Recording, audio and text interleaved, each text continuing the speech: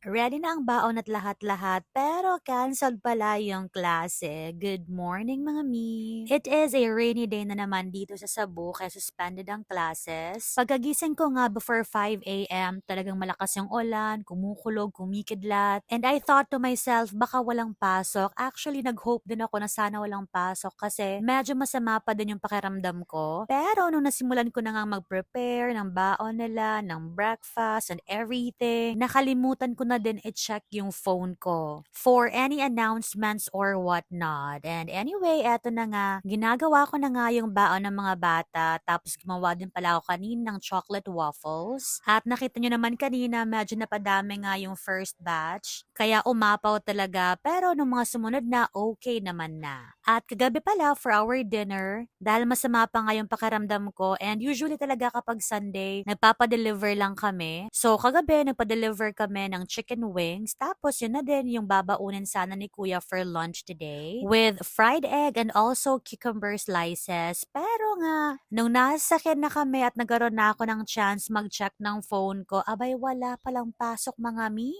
Medyo late din kasi yung announcement sa school, pero buti na lang talaga at 5 minutes away pa lang kami sa bahay. And although nasadang langging kasi wala ngang pasok, ang kuya naman happy kasi extended yung tablet time niya. Tapos sabi niya pa, at least I still have time to rest. Yun lang for today.